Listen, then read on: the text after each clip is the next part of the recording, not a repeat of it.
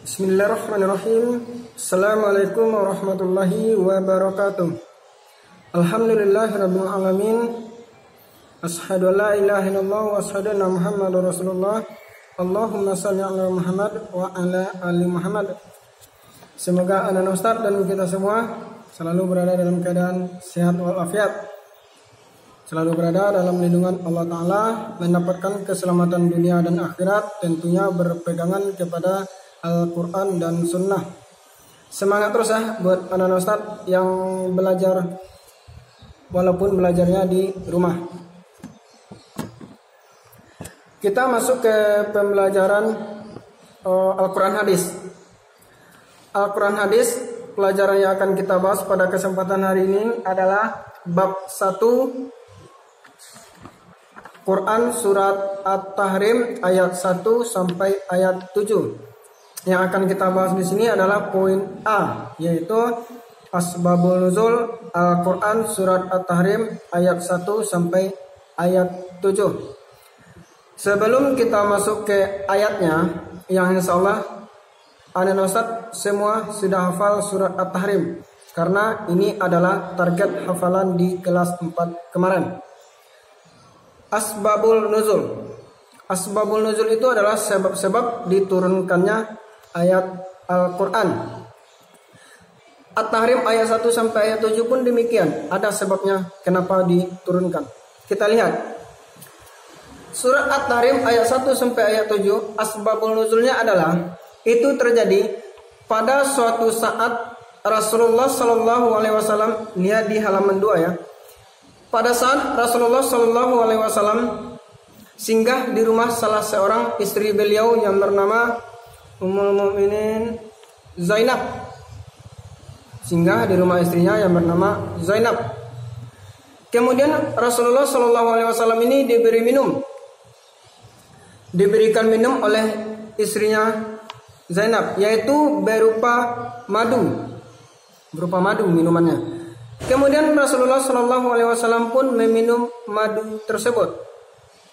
Nah, setelah selesai meminum madu tersebut, Rasulullah Shallallahu Alaihi Wasallam keluar, kemudian pergi ke rumah salah seorang istrinya lagi yang bernama Hafsah. Yang pertama tadi Zainab minum madu, kemudian keluar pergi ke rumah istrinya yang lain yaitu Hafsah. Nah, bersama istrinya ini, Hafsah ini, Rasulullah Shallallahu Alaihi Wasallam berbicara. Kemudian Hafsah mencium ada aroma, ada bau yang keluar dari mulut Rasulullah, yaitu sejenis makanan yang terbuat dari getah, sejenis minuman yang terbuat dari getah. Kemudian istri Rasulullah Hafsah ini bertanya kepada Rasulullah. Kemudian Rasulullah Shallallahu Alaihi Wasallam menceritakannya bahwasanya Rasulullah Shallallahu Alaihi Wasallam tadi pergi ke rumah istrinya Zainab dan minum madu di sana, kemudian baru ke rumah Hafsah. Nah, mendengar cerita itu, istri Nabi yang bernama Hafsah ini merasa tidak tenang mendengar Rasulullah minum madu tadi di rumah Zainab. Kemudian mengetahui hal tersebut, maka Rasulullah Shallallahu Alaihi Wasallam itu bersumpah. Sumpah Rasulullah itu adalah bahwasanya Rasulullah Shallallahu Alaihi Wasallam tidak akan minum madu selama-lamanya. Sumpah Rasulullah tidak akan minum madu selama-lamanya untuk membuat hati istrinya senang. Tadi kan nggak tenang kan? Kemudian Rasulullah bersumpah bahwa nggak akan minum madu lagi, dengan harapan agar istrinya Hafsah itu tenang. Dan juga Rasulullah berpesan kepada istrinya tersebut agar jangan menceritakan kepada yang lain. Singkat ceritanya, Rasulullah Shallallahu Alaihi Wasallam keluar dari rumah istrinya Hafsah itu, dan Hafsah pun menceritakan sumpah Rasulullah itu, menceritakannya kepada istri Nabi yang lain, yaitu Aisyah, bahwasanya Rasulullah bersumpah enggak akan minum madu lagi. diceritakan kepada Aisyah.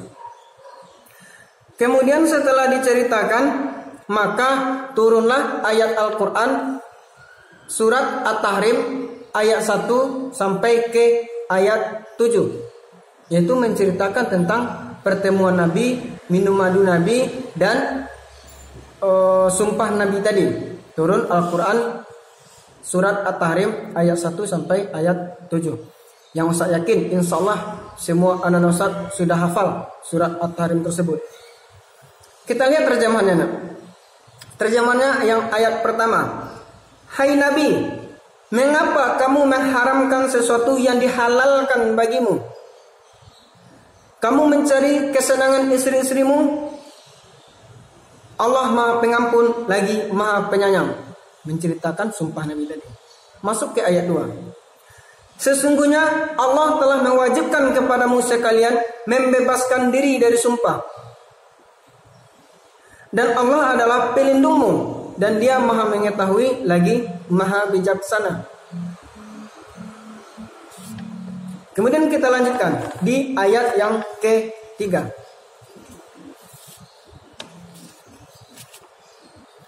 Dan ingatlah ketika Nabi bercerita secara rahasia kepada salah seorang istrinya. Siapa yang berbicara secara rahasia tadi? Yaitu Hafsah.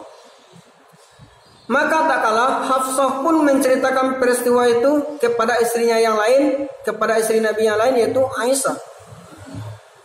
Dan Allah lah yang memberitahukan pembicaraan Hafsah dan Aisyah tersebut kepada Rasulullah melalui ayat Al-Quran.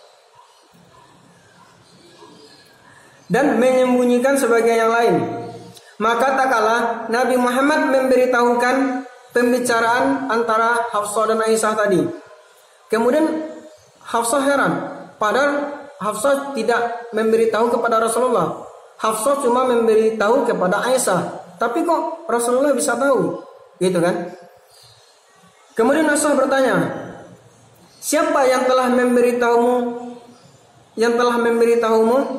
Kemudian Nabi Muhammad menjawab, telah diberitahukan kepadaku oleh Allah yang Maha mengetahui lagi Maha mengenal. Kesimpulannya apa? Istri Nabi aja yang membicarakan sesuatu yang orang lain tidak tahu, tapi Allah tahu. Apalagi kita. Kesimpulannya, tetap lakukan yang terbaik, laksanakan perintah-perintah Allah dan jauhi segala larangan-larangan Allah. Jangan durhaka, jangan tinggalkan sholat, jangan ambil barang orang, walaupun orang lain tidak tahu, tapi Allah Maha tahu. Masuk ke ayat yang keempat. Jika kamu berdua bertaubat kepada Allah, maka sesungguhnya hati kamu berdua telah condong untuk menerima kebaikan.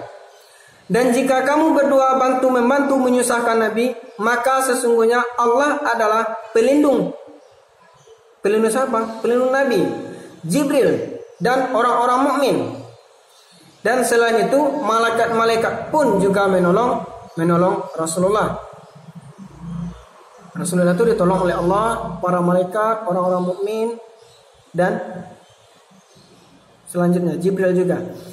Masuk ke ayat yang ke-5. Jika Nabi menceraikan kamu, boleh jadi Tuhannya akan memberi ganti. Kalau seandainya Nabi menceraikan yang lain, bisa jadi Allah memberi ganti. Dan hai orang-orang yang beriman, peliharalah dirimu dan keluargamu dari api neraka. Pelihara diri kita dari api neraka. Jangan kerjakan perbuatan-perbuatan haram, tinggalkan perbuatan haram, kerjakan segala perintah Allah, jauhi segala larangan Allah. Apa perintah Allah? Salah satunya aqimus shalah wa atuz zakat. Dirikan salat, bayar zakat, dan perintah-perintah lainnya. Apa larangan Allah? Tidak boleh berbohong, jangan mencuri, jangan mengambil hak orang lain, dan sebagainya. Kemudian, hai orang-orang kafir, janganlah kamu mengemukakan uzur pada hari ini, sesungguhnya kamu hanya diberi balasan menurut apa yang kamu kerjakan. Oke? Itu asbabul nuzul Al-Quran surat At-Tahrim ayat 1 sampai ayat 7 yang anak Ustaz hafal, yaitu menceritakan Nabi dengan istri-istrinya dan sumpah Nabi serta pembicaraan istri Nabi yang bernama Hafsah dengan Aisyah. tanpa sepengetahuan orang lain, akan tetapi Allah Maha tahu. Untuk pembelajaran hari ini kita cukupkan sampai di sini. Tetap semangat buat anak-anak Ustaz. Jangan lupa belajar, hafal Al-Quran, murojaah, sama-sama berdoa. Semoga segera anak-anak Ustaz bisa belajar di sekolah. Sama-sama berdoa. Cukup sampai di sini. Barakallahu fiik. Assalamualaikum warahmatullahi wabarakatuh.